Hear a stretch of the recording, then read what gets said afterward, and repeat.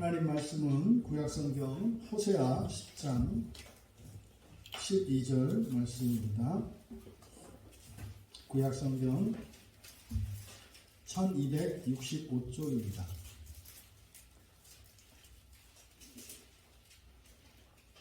호세아 10장 12절 말씀을 우리 같이 한 목소리로 함께 읽겠습니다.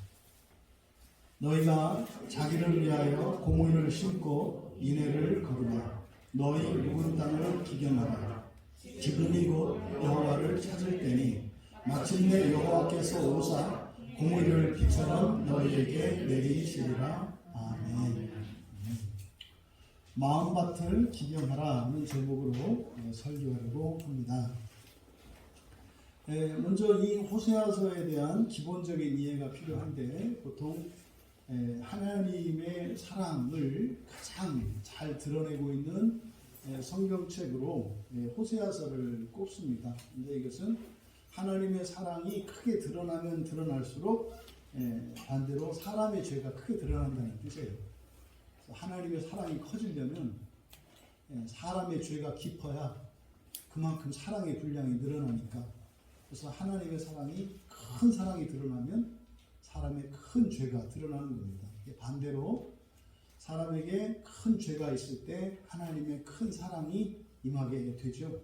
그래서 이 호세아는 우상을 숭배하고, 그리고 하나님이 아닌 이 세상의 제국, 이 세상의 그 힘을 믿고 의지하는 북이스라엘을 깨우치시기 위해서 보내셨던, 이렇게 보내심을 받은 선지자가 바로 호세아 선지자입니다. 그래서 이스라엘이 남과 북으로 나뉘어 있을 때 이 선지자들이 남쪽 유다를 사명주로 해서 파송 보냄받은 선지자들이 있고, 북쪽 이스라엘을 위해서 파송받는 선지자들이 있습니다. 그 가운데 이 호세아 선지자는 북이스라엘을 위해서 보내심 받은 선지자입니다. 이 호세아서의 내용을 흔히 여러분들이 고멜과 선지자 호세아에 대한 이야기, 이 기사를 잘 알고 있습니다만, 그것은 곧 하나님과 이스라엘의 관계에 대한 거예요. 그래서 끊임없이 하나님을 배반하고 떠나는 그 이스라엘을 남편을 떠나서 다른 남자에게로 가는 음란한 여인 고멜에 빗대어 설명을 합니다. 그럼에도 불구하고 호세아로 하여금 그 아내를 되찾아오도록 명하셨는데, 그것이 하나님께서 하나님에게로 돌아오지 않는 이스라엘 백성들에 대한 하나님의 마음과 또 마음뿐만 아니라 하나님의 구원의 행동이 어떠하신가를 보여주신 거예요.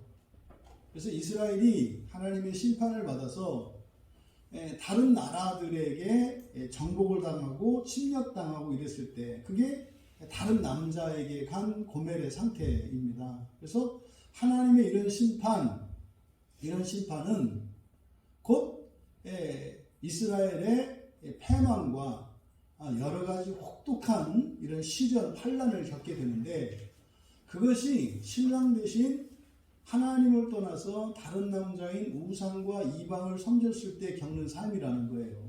그래서 결국 고멜로 하여금 남편을 떠나서 다른 남자에게 가서 살아보니 별 볼 일 없더라, 이걸 깨닫게 하고, 또 그때 가서 다시 되찾아오는 일들의 반복이죠. 주의할 것이 있습니다. 이 호세아서를 보실 때 여러분들이 주의하셔야 될 내용이 있는데, 호세아서에 보면은 죄 짓는 이야기예요. 계속 죄 짓고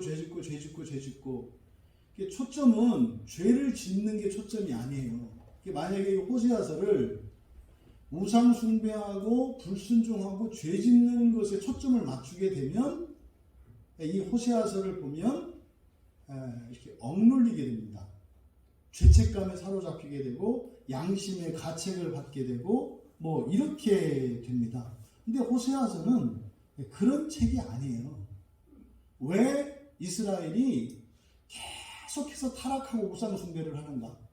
왜 고멜이 남편을 떠나서 계속 다른 남자를 찾아다니는가? 그 원인이 무지라는 거예요. 무지. 그래서 불순종 자체에 초점이 있는 것이 아니라 그것보다 더욱 중요한 것은 불순종의 이유에 초점을 맞추셔야 돼요. 그러니까요, 죄를 짓는데 어쩌다는 거예요? 어쩔 수 없다는 거예요. 어쩔 수 없다는 거예요. 죄를 짓는데 사람들이 보면, 여러분 주변에 있는 사람들이 다 그렇다니까요. 왜 그렇게 사느냐고요? 왜 그렇게 설교도 안 듣고, 왜 기도도 안 하고, 왜 예배도 안 나오느냐고요? 어쩔 수가 없어요. 왜 어쩔 수 없냐고요? 힘내면 되지. 왜 힘을 못 내느냐고요? 힘이 없어요. 힘이 있으면 그렇게 안 하죠. 그 잘못이 아니라 근본적인 원인에 이 호세아서는 초점을 맞추는 거예요. 왜 그러느냐? 이렇게 가면 질책하는 말씀이 돼요. 그러면 왜 하나님의 사랑을 잘 드러내는 성경이라고 했는데 왜 야단을 맞냐고요? 전혀 그런 게 아니에요. 그래서 이 호세아서에서 가장 핵심적인 구절은 호세아서 4장 6절입니다. 왜 자꾸 불순종을 해요? 지식이 없으므로 망하는도다. 이때 지식은 여러분들이 생각하는 어떤 성경의 지식 이런 게 아니에요. 구약에서 지식이라고 하는 말은 야다라는 말이거든요. 야다는 하나님에 대한 경험입니다. 하나님의 사랑에 대한 경험이 없으니까, 바꿔 말하면 여러분들이 예수 믿는 게 뭔지 모르니까 안 하는 거예요. 여러분, 좋은 게 있으면 여러분들 하지 않으세요? 좋은 일을 하는데 어떤 사람이 안 해요. 좋은 줄 알고 안 하는 게 아니에요. 말은 좋다고 하는데 별거 아니기 때문에 안 하는 거예요. 좋은 일은요, 알아서 앞다퉈서 하는 거예요. 막 설득해서 하는 게 아니라, 여러분, 진짜로 맛있는 거, 뭐 한 100년 된 산삼이라도 갖다가 오늘 여기 놔볼까요? 제발 좀 먹어라. 뭐 입이 까다롭고 웃기지 마세요. 그냥 먹는 거예요. 근데 왜 안 먹어요? 저는 원래 쓴맛을 싫어서. 그 별게 좋은 건지 모르니까 아는 거예요. 복음이 이런 거라니까요. 제가 정말로 목이 터져라 외치고 싶은 게 이거예요. 복음은요, 막 약장사처럼 막 이렇게 파는 게 아니에요. 어떻게 생각했어요? 튕기는 거라고 그랬죠? 나 지금 제발 한번 교회 좀 데려가줘. 알았어. 아유, 갑자기 커피는 생각난다만, 뭐 사오란 얘기는 아니다만, 알았어, 내가 생각을 해볼게. 뭐 이제 귀 있는 자는 듣고 커피 사올 거 아니에요. 그렇게 해서 사지고 사정해서 한 번 데리고 오는 게 교회 오는 거라니까요. 그러니까 그렇게 그냥 몇 주 몇 달을 그냥 애걸복걸하다가 한 번 교회 와서 앉았을 때 감격이 어떻겠어요. 그러면 나갈 때 집사님 너무 고마워, 오늘 여기 될 거야.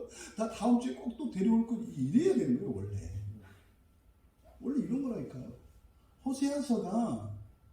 호세아서에서 지금 하나님이 이스라엘 백성들에게 말씀하는 게 이거예요. 핵심은 몰라서 그런다는 거예요. 그러면 이 호세아서에서 이스라엘에 대한 하나님의 마음은 어떤 마음일까요? 긍휼히 여기시는 마음이에요. 긍휼히 여기시는. 그러니까 뭐 12살 때, 사춘기 때 애들이 뭣도 모르고 막 못된 짓 하고 막 다닐 때, 그때 부모의 마음이 어떤 마음이에요? 저게 뭐 하는 짓인지도 모르고, 저게 좋은 짓 어떤지도 모르고 저러고 다녀. 그냥 도서관 다니고 학교 다니고 이렇게 하는 게 좋은 거거든요. 근데 그냥 친구들하고 어울려 다니고 이게 뭐라도 되는 줄 알고 뭐 이렇게 다니고 있는 그런 아이를 바라보고 있는 부모의 마음, 이것이 여러분들이 호세아서를 볼 때 바른 시각이다 이 말이에요. 그래서 호세아의 핵심은 뭐예요? 알려주는 거예요.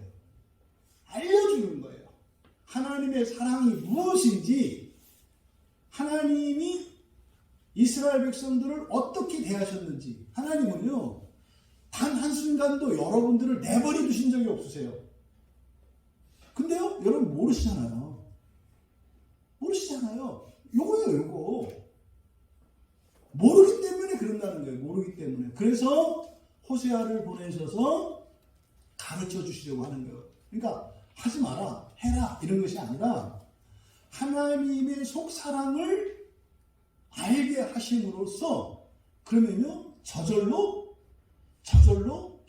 앞에 나오게 되는 거예요. 이것이 호세아서라고요. 11장 3절에 호세아서 11장 3절에 보면 내가 그들을 고치는 줄을 그들은 알지 못한다 그래요. 그럼 이거는요, 모른다는 게 무슨 말이냐면 지난 한 주 동안 하나님이요 단 한순간도 쉬지 않고 여러분을 고치셨거든요. 단 한순간도. 그러니까 여러분이 괴로워 죽겠을 때도 하나님이 여러분을 고치고 계셨거든요. 근데 우리는 알아요, 몰라요? 몰라요. 모른다니까요. 그래서 하나님은 그것을 가르쳐 주시려고 하는 거예요. 그것을. 하나님을 경험하지 못했기 때문에, 그리고 인생의 환난 가운데에서도 하나님이 나를 버려둔 것이 아니라 내가 불순종했고 우상을 섬겼기 때문에 벌을 내리신 것이 아니라 모르기 때문에 사망길로 가는 나를 구원하시기 위해서 그 환난을 통해서 구원하고 계시다는 것을 알게 하시려는 거예요. 이게 호세아서의 핵심이에요. 그러면요 사랑이 뚝뚝뚝뚝 떨어져 나오는 거예요. 여러분 똑바로 하세요. 이런 얘기가 아니에요. 원인은 뭐다? 몰라서. 해보세요. 원인이 뭐라고요? 몰라요. 확실히 모르시잖아요. 씩씩하게 대답하시는. 몰라서 그래요. 몰라서. 여러분들이 그래서 생활하시고 이럴 때 마음이 힘드시고 생활이 고단하시고 예배에 이렇게 은혜가 없고 이럴 때는 여러분들이 내가 몰라서 이런다. 몰라서 이런다. 이게 호세아서의 핵심이에요. 이제 그 가운데 10장 12절의 말씀을 우리가 이 마음과 영적 전쟁이라고 하는 이 주제를 관련해서 이 말씀을 우리가 살펴보려고 하는 것은 결국 이스라엘 백성들이 하나님을 몰라요. 그죠? 근데 모르는 이유가 뭐예요? 마음이 어두워져서. 마음이 어두워져서 모른다고요. 마음이 어두워지면은요, 사랑을 베풀어줘도 사랑을 몰라요.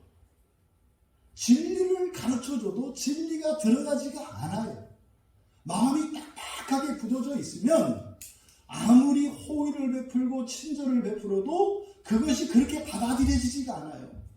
근데요, 마음이 살같이 물같이 부드럽고 녹아지게 되면은요, 환난 가운데에서도 하나님의 구원을 경험하고 하나님의 사랑을 느껴요. 그러니까 그런 극심한 불행 속에서도 요동하지 않는 그 순결한 신앙과 하나님을 향한 사랑이 유지되어지면서 꿋꿋한 삶을 살아가게 되는 거예요. 그래서 이 핵심이 어디에 있다? 우리의 마음에 있다. 그래서 12절에 너희가 12절은 10장 12절은 자기를 위해서 해야 될 일이 무엇인지를 가르쳐줘요. 한마디로 말하면 마음을 고치기 위해서, 마음을 기경하기 위해서 해야 될 일이 무엇인지를 구체적으로 실천적으로 가르쳐주는 본문이기 때문에 이것을 보려고 하는 겁니다. 지금 우리말 성경에 너희가 자기를 위하여 공의를 심고 이렇게 되어 있습니다. 그런데 직역하면 자기에게예요. 지금 위하여라는 말은 공의 뒤에 붙어야 돼요. 공의를 위하여 이렇게 해야 되고, 자기에게 직역하면 이렇게 됩니다. 너희는 자신에게 의를 위해 씨를 뿌려라. 너희는 자신에게 의를 위해 씨를 뿌려라.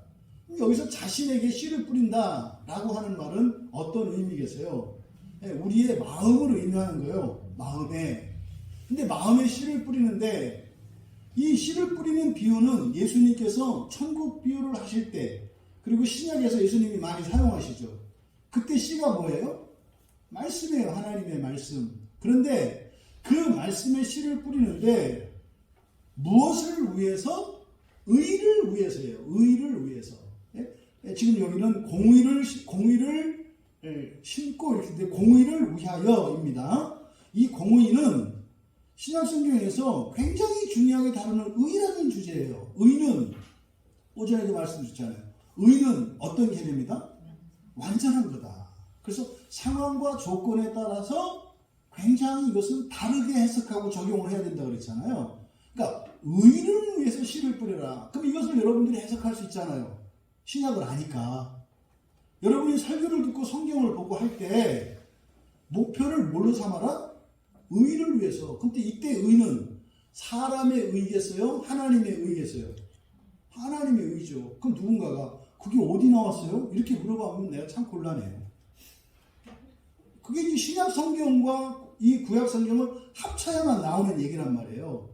구약에서는 사람의 의, 율법의 의를 추구하죠. 근데 신약에서는요, 사람의 의에서 이제 하나님의 의로 나가는 거예요. 그래서 구약 성경은 사람의 의라는 한 계단이라면 신약 성경은 한 계단 더 올라가는 하나님의 의예요. 사람의 의는 율법으로 이루는 의고 하나님의 의는 믿음으로 얻는 의예요. 그러니까 절대로 유대인들은 이 본문을 그렇게 해석할 수가 없죠. 근데 우리는 그리스도인들이기 때문에 의를 위하여 할 때 이 의는 하나님의 의라는 것을 우리는 알 수 있다. 예수님이 마태복음 5장 10절에서 그래서 의를 위해 박해를 받은 자는 복이 있다. 왜? 천국이 그들의 것이다. 그러니까 호세아 선지자를 통해서 주셨던 이 말씀, 너희 자신에게 의를 위해서 씨를 뿌리라고 했던 이 말씀의 의미가 우리들은 알아요. 아, 이렇게 하면 천국을 소유하게 되는 거구나. 구약 사람들은 몰랐어요. 여러분들은 아시는 거예요. 의를 위하여 자신에게 씨를 뿌리라고 하는 이게 뭐예요? 신약 성경에서는 이게 무슨 의미인지 예수님이 가르쳐 주신 거예요. 호세아가 말이다. 옛날에 호세아서 10장 12절에 그렇게 되어 있었지. 이렇게 설명은 하지 않았지만 그 말씀이 그 말씀인 거예요. 아, 그래서 의를 위해서 씨 뿌리라고 했던 말씀이 천국과 관련된 거였구나. 이거를 알 수 있는 거죠. 그래서 바울 사도가 로마서 10장 14절에서 그리스도는 모든 믿는 자에게 의를 이루기 위해 율법의 마침이 되느니라 이렇게 말씀을 해요. 그러니까 결국 바로 그리스도는요, 무엇을 위해서 오셨다? 우리의 의를 위해서 오셨다. 그러니까 호세아 선지자가 자신에게 의를 위하여 씨를 뿌려라 라고 했던 이 말씀은 결국 이것은 우리들 스스로 할 수 없는 일이고 하나님이 도와주시지 않으면 안 되는 일이에요. 그래서 그 일을 위해서 예수님이 사람으로 오셔서 그것을 이룰 수 있도록 이뤄주셨다는 거예요. 그게 십자가 사건을 의미하는 거 아시겠죠? 이게 사람의 의를 이루고 나서야 되니까. 율법의 의를 이루고 나서야 하나님의 의로 나갈 수 있으니까. 그래서 율법의 마침이 되신다라고 하는 것과 사람의 의와 하나님의 의의 이 관계를 우리가 이해할 수 있는 거예요. 또 여기서 시편 120편 126편 5절과 6절에도 보면 울며 씨를 뿌리는 자는 기쁨으로 거두리로다 이렇게 말씀을 해요. 그러니까 시편 기자가 울며 씨를 뿌릴 때 기쁨으로 거둔다. 그러니까 기껏해야 유대인들은 어떻게 이해해요? 그렇지, 봄에 씨 뿌리고 하는 일이 힘들어서 막 씨를 뿌리지만 가을이 되면 추수할 때 기쁠 거야. 이런 얘기 이렇게 받아들이죠, 유대인들은. 근데 그리스도인은 그렇게 보면 안 돼요. 씨를 뿌렸을 때 우리가 씨를 뿌리는 것은 하나님의 의를 위한 것이기 때문에. 다시 말해, 여러분들이 이 세상을 열심히 사시잖아요. 이게 울며 씨 뿌리는 거예요. 그때 기쁨으로 거두리로다. 잘 될 거예요, 여러분. 하나님이 도와주시면 잘 될 거예요. 이 얘기는 유대교인들이 하는 얘기고, 여러분들이 지난 한 주 동안 오늘 하루도 열심히 사셨어요. 여러분은 좀 불만스러울지 몰라도 그게 여러분의 최선이고 다 하신 거예요, 여러분. 울면서 씨를 뿌리신 거예요. 기쁨을 거두리로다. 여러분, 그게 하나님 나라에서 여러분들에게 주어진다는 거 있지 않습니까? 믿음으로 받으셔야 되는 거죠. 그러니까 이때 기쁨은 이 세상의 기쁨이 아니에요. 그럼 꼭 토달죠. 그럼 뭐 이 세상에 없는 거예요? 제발 그거 하지 마라. 좀. 그건 하나님이 알아서 하시게 둬라. 에? 필요하고 우리에게 그렇게 줘도 해가 안 된다면 하나님이 허락하신 일이다. 그래서 호세아는 바로 자신에게 공의를 위하여 뿌려라, 씨 뿌려라 라고 하는 이 말씀은 말씀에 대한 얘기, 말씀. 하나님의 말씀을 우리 마음속에 심는데 그것의 목표가 뭐다? 하나님의 의다. 이게요, 우리들의 마음을 기경하는 일이에요. 우리가 맨 처음에 할 때 그랬잖아요. 말씀을 심는 거라고. 다 이렇게 연결되어 있잖아요. 두 번째, 인애를 거두라 이렇게 되어 있거든요. 그래서 거두다라는 말이 추수하다예요. 추수하다. 마찬가지로 이것도 인애를 위하여 이렇게 되는 거예요. 인애를 위하여 추수하라. 여기서 인애는 헤세드입니다. 사람들이 많이 오해하고 잘못 번역하는 단어가 이 헤세드라는 말이에요. 헤세드를 사랑으로 많이 번역을 하는데 사랑이 아니에요. 헤세드는 언약적 자비라고 그랬죠. 그러니까요, 구원을 신실하게 이루시는 하나님의 자비하심을 나타내는 말이 이 헤세드라는 말이에요. 그래서 헤세드는 오히려 사랑보다는 구원에 가까운 말이에요. 그러니까 여기서 인애를 위하여 추수하라. 여러분, 추수한 것은 여러분들이 수고한 그 열매를 거두는 거거든요. 보통은 우리가 수고를 하면 수고한 목적은 그 열매잖아요. 근데 그 열매를 목적을 삼지 말라는 거예요. 여러분 회사에서 일을 하되 여러분들이 열심히 일을 하시고 어떤 사업을 하실 때 돈을 버시잖아요. 그것을 목적으로 하지 말라는 거예요. 그것을 수단으로 삼아라. 그러니까 목적을 어디에 둬라? 구원하시는 하나님의 언약적 자비를 위해서 하라는 거예요. 그러면요, 내가 돈을 1,000원 벌었느냐 2,000원 벌었느냐 이게 중요한 게 아니죠. 이것을 통해서 내가 과연 구원의 열매를, 하나님의 은혜를 누렸다면 잘한 거죠. 그러니까 월급 깎겠다고 실망하고 뭐가 이게 그러지 마라 이 말이에요. 그러지 말아요. 집값이 막 올라서 2배 3배 올라서 이거 신경 쓰지 말라 이 말이에요. 그러면은 하나님이 여러분의 삶을 책임지신다니까요. 이것이 인애를 위하여 추수하라라는 두 번째예요. 이것이 마음 지키는 일이고 이게 여러분에게 해야 할 일이에요. 세 번째는 너희 묵은 땅을 기경하라 이렇게 번역이 되어 있습니다. 그냥 문자적으로 여기서 묵은 땅을 기경하라 이게 다 이제 영어 성경에서 번역을 했기 때문에 그러거든요. 그러니까 예레미야 4장 3절에도 똑같은 말씀이 있어요. 거기도 묵은 땅을 기경하라 이렇게 되어 있어요. 그럼 일단 묵은 땅을 기경하라 할 때 이 묵은 땅이라고 하는 것은 버려진 땅을 말하는 게 아닙니다. 이때 묵은 땅이라고 하는 것은 처녀지를 말하는 거예요. 처녀지. 아직 한 번도 농사 지어보지 않은 땅을 말하는 거예요. 여러분이 꼭꼭 감춰오는. 그러니까 사실은요, 묵은 땅이라고 했을 때 여러분들이 게으르고 일을 안 한 것 이렇게 생각하시면 안 된다고요. 아직 손대지 못하고 있는 거예요. 이게 뭐 여러분 마음이에요. 여러분 마음. 여러분의 마음이 묵은 땅이다라고 할 때 그 묵은 땅의 의미는 왜 일 안 하고 왜 씨를 안 뿌리고 내버려 뒀느냐, 빨리 해라, 이것을 요구하는 게 아니라 사실은요, 마음을 기경하는 그 일이 굉장히 복된 일이고 거기에는 엄청난 복이 있어. 이것을 가르쳐 주시려고 하는 의도지. 해라 이렇게 질책을 하고 명령을 하는 그런 의도가 아니다. 그런데 사실상 이 묵은 땅을 기경하라 라고 번역한 이 단어가 구약 성경에 딱 한 번만 쓰여요. 그러니까 딱 한 번, 아까 이제 몇 군데, 4군데 정도 사용이 되는데, 그런데 묵은 땅, 명사형으로는 여기하고 예레미야 4장 3절에서만 사용이 돼요. 그래서 이 단어를 번역하기가 어려워요. 그래서 묵은 땅, 이것은 명사형으로서 니이르라는 말이에요. 니이르. 이게 묵은 땅이고요. 그 다음에 기경하다 하면 니르거든요.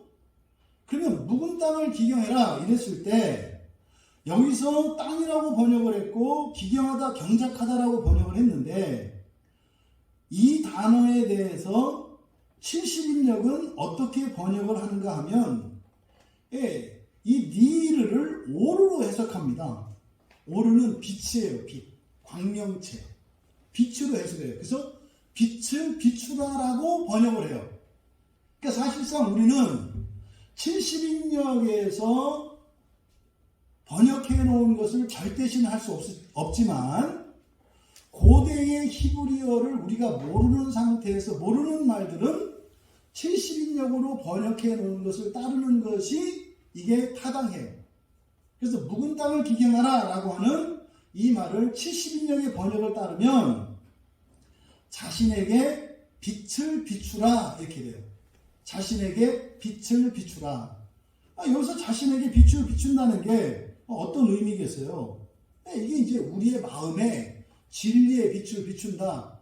여러분들은 이렇게 얘기해도 알아듣잖아요. 왜? 이미 성경에서 빛과 관련해서 빛을 비추는 것과 같이 너희들이 세상에 빛이라고 했을 때 의미하는 바가 뭔지 아시잖아요. 근데 여기서는 빛을 세상에 비추라는 게 아니라 누구에게 비추라 그래요? 나에게, 자신에게 빛을 비추라. 그러면 여러분 마음속에 있는 어둠을 밝히는 빛이 뭐예요? 진리의 빛이고요. 은혜잖아요. 그래서 세 번째로 묵은 땅을 기경하라. 뭐 이렇게 하든 아니면 70인역의 번역에 따라서 자신에게 빛을 비추라고 해석을 하든 이것은 결국 어떤 의미이냐? 우리의 마음에 진리의 빛을 비춰라. 다시 말해 우리의 마음을 기경하라는 의미예요. 우리가 뭐 밭을 갈 때 기경한다 그러잖아요. 우리의 마음을 이렇게 갈아엎고 부드럽게 하는 일은 성령께서 하시는 일인데 진리로 하시잖아요. 그러니까 자기에게 해야 될 세 번째 일은 뭐다? 바로 우리의 마음을 기경하는 일이다. 그리고 네 번째로 해야 될 일이 우리말 성경은 지금이 곧 여호와를 찾을 때니 이렇게 되어 있어요. 찾을 때니가 아니라 찾아라예요. 찾아라. 네 번째 우리가 우리 자신에게 해야 되는 일 여호와를 찾아라. 근데 이 찾아라라는 말을 헬라어로 그 70인역에서 에크제테오라는 말을 썼어요. 에크제테오. 제테오가 열렬히 찾다, 열망하다 이런 뜻이잖아요. 근데 그 앞에 에크를 붙이면 더 강조한 거라고요. 그러면 70인역의 번역에 따라서 신약 성경에 이 에크제테오가 사용이 되는데 먼저 사도행전 15장 17절에 이 에크제테오라는 말이 사용이 돼요. 그럼 사도행전 15장 17절은 이렇게 되어 있습니다. 이는 그 남은 사람들과 내 이름으로 일컬음을 받는 모든 이방인들로 주를 찾게 하려 함이라. 같은 의미죠. 여호와를 찾으라고 하셨던 호세아 선지자의 말씀이 사도행전 15장 17절에서 바로 그리스도께서 이 땅에 오신 이유가 바로 뭐예요? 남은 사람들 그리고 이방인들 가운데에서 내 이름으로 일컬음 받는 우리 같은 그리스도인들이에요. 이런 사람들이 어떻게 주를 찾게 할 수 있도록. 그러니까 호세아서에서 찾으라고 명령을 했는데 사도행전에 보니까 주님이 오셔서 찾을 수 있도록 길을 내주셨다는 거죠. 그럼 보세요. 구약 성경만 있고 신약 성경이 없을 때는 구약의 성도들에게는 이게 명령이죠. 여호와를 찾아야 되는 명령이에요. 이 길을 찾아야 돼요. 이것 때문에 얼마나 방황하고 헤맸는지 몰라요. 근데 신약 성경에 와서 보니까요. 뭐라 그래요? 찾을 수 있도록 하나님께서 선지자들을 보내주셨고 하나님의 중보자들을 통해서 계속해서 보내주셨다는 것을 예수님의 말씀을 통해서 우리가 알게 돼요.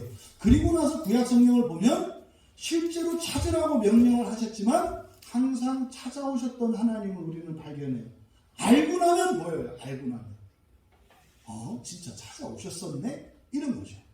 또 로마서 3장 10절과 11절에 보면 기록된 바 의인은 없다. 하나도 없다. 이렇게 말씀하고 깨닫는 자도 없고 하나님을 찾는 자도 없고 어쩌냐 이렇게 사정이 똑같은지.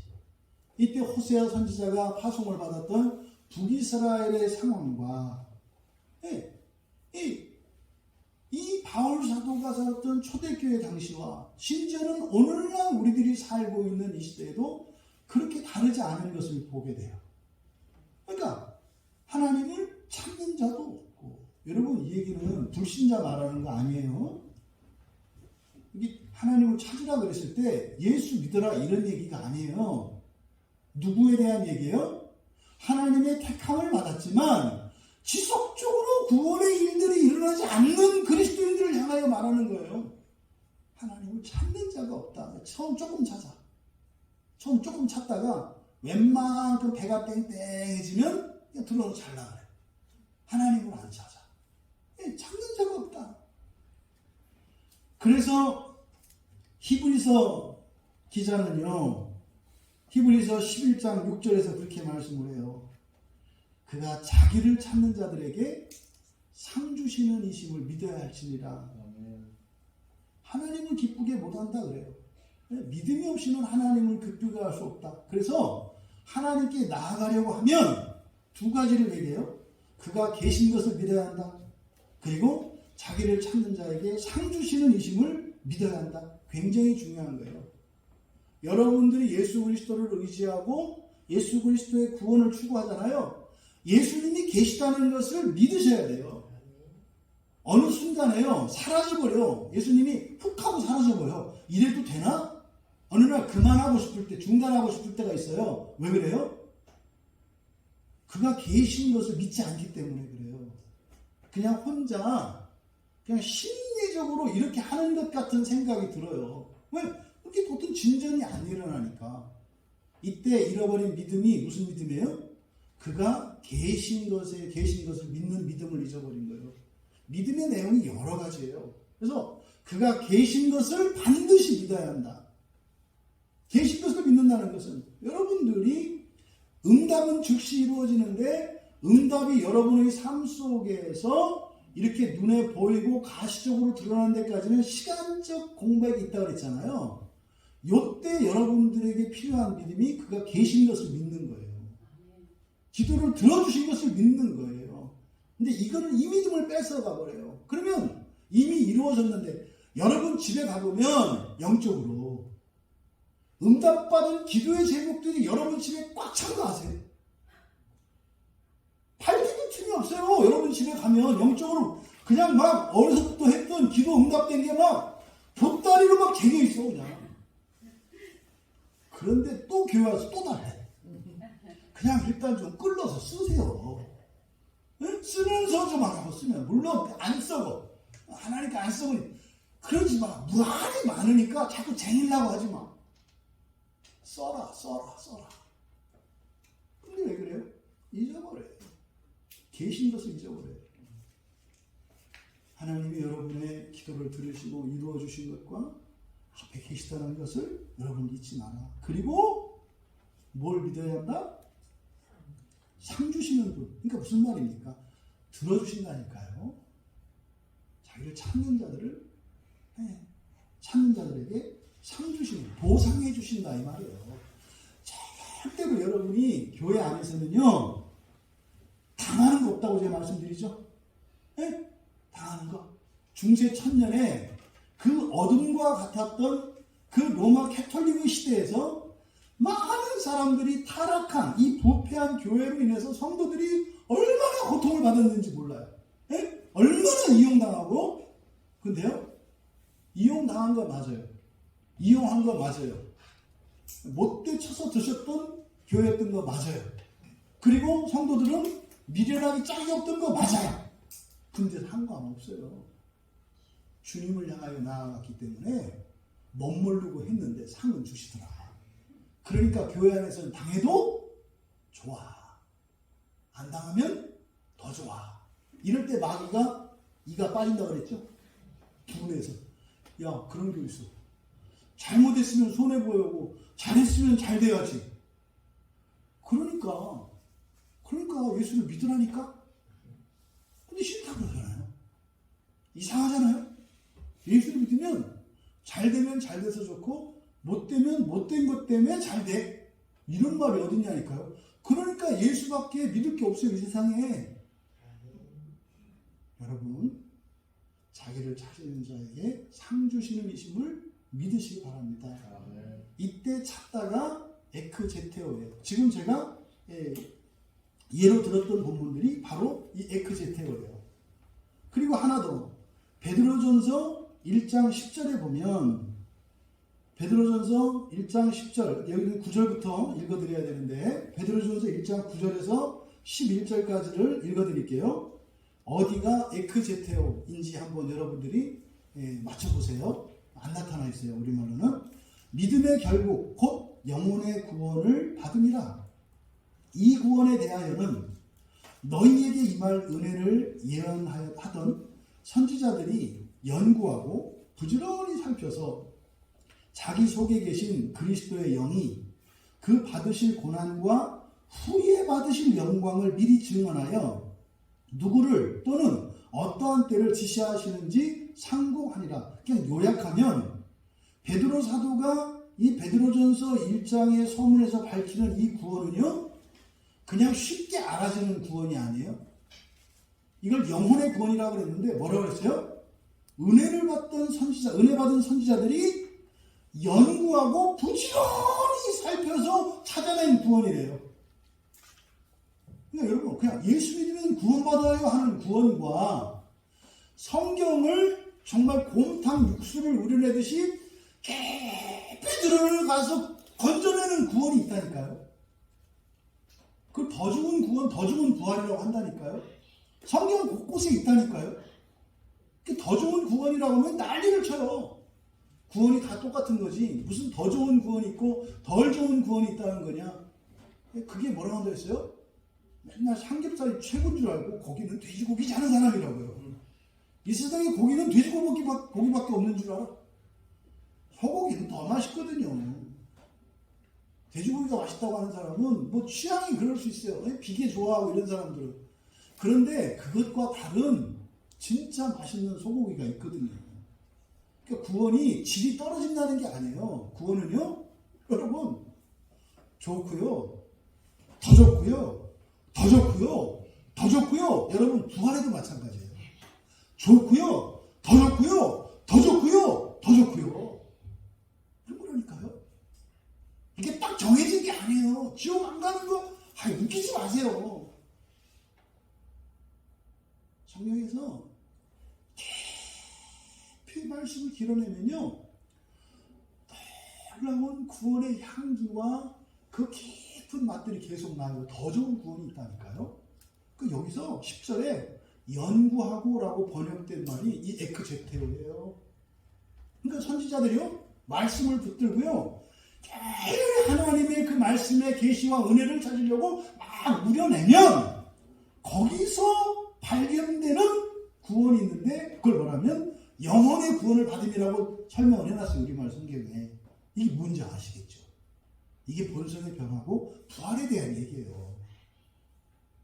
그러니까 이거는 그냥 쉽게 이렇게 하는 게 아니에요. 그러니까 들어도 무슨 말인지 못 알아보고 실감을 못하는 거죠. 어쨌든 이 에크제테오라고 하는 이 말이 호세아서 바로 10장 12절에 해야 될 네 번째 것으로 제시한 이 다시라는 말, 이게 찾다, 구하다라는 뜻인데 여호와를 찾아라. 근데 이 찾는다는 말은 놀라운 영적인 구원에 대한 계시와 신약 성경에서 연결시키고 있는 것을 우리가 볼 수 있다.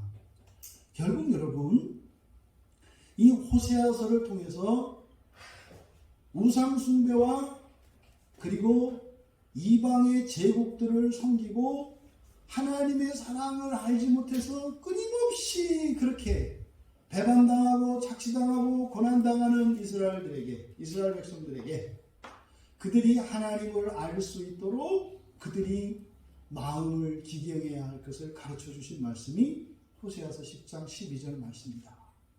그래서 이 네 가지의 이 말씀을 통해서 우리들이 우리의 마음을 기경하는 일에 더욱 힘써야 한다는 사실을 우리가 알게 되어 주의할 것은, 여러분 여기서 자꾸 야단맞지 말라는 거예요. 여러분 마음을 기경하세요. 야단맞지 말라고요. 야단맞지 말라고요. 왜 안 했냐고. 그럼 여러분들 착하니까 금방 야단맞죠. 맞아, 나는 안 했어. 할게요 하나님, 할게요 하나님. 뭘 해요? 안 할 거면서. 그렇게 되는 게 아니에요. 안 된다니까요. 하고 싶지 않은 게 아니라 그게 뭔지 몰라서 안 하는 거예요. 뭔지 몰라서. 그래서요, 마음을 기경하라고 하는 이 말씀을 여러분에게 이렇게 멍해로 씌우는 것이 아니다. 의무나 책임을 강요하는 게 아니다. 첫 번째. 두 번째로, 그러면 이게 무슨 말씀이다? 마음을 기경했을 때 일어나는 놀라운 소망의 가치를 가르쳐 주시는 말씀이에요. 다른 것보다 여러분의 마음을 기경하시면요, 좋은 일이 있을 겁니다. 좋은 일이 있을 겁니다. 외기. 근데 우리 모르기 때문에 잘 안 된단 말이에요, 우리가. 그래서 그것을 가르쳐 주시는 말씀이다. 여러분 마음속에 그러니까 그렇게 생각을 하세요. 상상할 수 없는 어마어마한 가치를 가지고 있는 보화가 여러분의 마음속에 묻혀 있다고 생각하시면 돼요. 그것을 가르쳐 주려고 하는 거예요. 왜요? 날마다 더 행복하시라고. 네?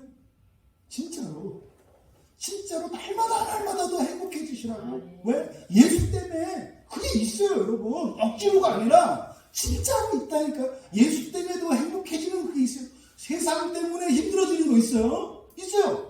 누구 때문에 속상할 수도 있어요? 근데 그것과 상관없이 내 안에는 끊임없이 커가는 기쁨과 행복의 바퀴가 있어요. 그러니까 뒤로 돌아가는 바퀴, 앞으로 돌아가는 바퀴가 있어요. 근데 중요한 건 여러분이 어떤 바퀴를 가지고 사냐고요. 바퀴가 이렇게 있어요. 땅에 내려놓으면 그거 가는 거 아니에요? 세상 바퀴를 내려놓으면 어떻게 돼요? 뒤로 막 가요. 하나님이 주시는 은혜의 바퀴를 딱 내려놓으면 어떻게 돼요? 앞으로 가요. 그러니까 앞으로 갔다 뒤로 갔다 멀미하고 토하고 머리 깨지고 맞박 깨지고 그렇게 하면서 우리 본성이 바뀌는 거예요. 그렇게 하면서 중요한 건 뭐다? 날마다 더 영광스럽고 행복하고 보람있고 기쁘게 살아갈 수 있다. 이게 어디에 있다? 우리 마음을 기경하는 데 있다.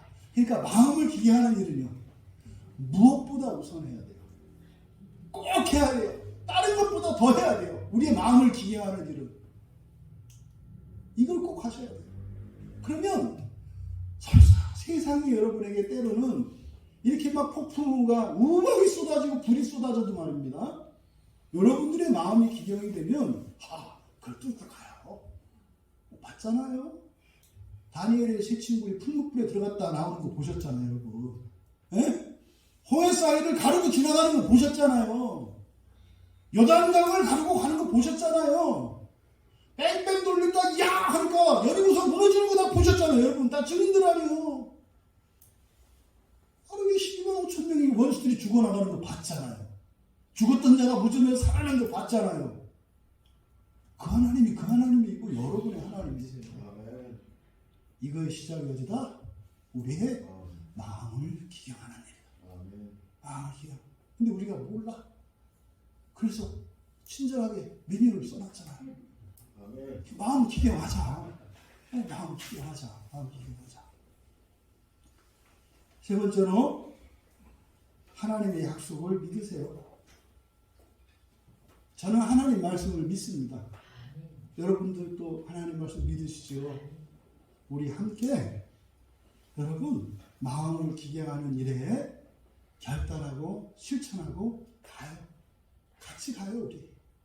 정말로 같이 가요. 그래서 하나같이 어떤 상황 속에서도 난 참 정말 예수 만난 게 인생 최고의 기쁨이고 행복이고 너무 잘한 일이고, 또 여러분의 자녀들은 내가 예수 믿는 부모의 자식 된 게 너무나 영광스럽고 부러워. 어머니 아버지 걱정하지 마세요. 유산? 그냥 신앙을 유산으로 준 것만 돼. 제가 어머니 아버지 노후 다 책임질 테니까 걱정하지 마세요. 세계 일주도 시키고 다 시켜드릴 테니까 걱정하지 마세요. 또 우리 민수가 부담이 확 되나 보네.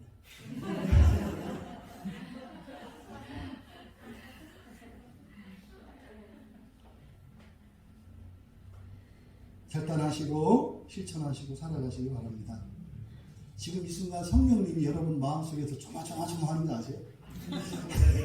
성령님이 여러분 마음속에 아이고 저 김찬재 목사가 말을 하긴 했는데 얘가 마음을 먹을까 안 먹을까.